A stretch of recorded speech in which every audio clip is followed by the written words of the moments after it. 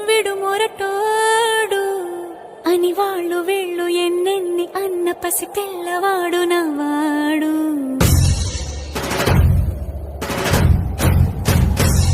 విడు ముండోడు అని ఊరు వాడ అనుకున్న గాని మహారాజు నాకు నవ్వాడు.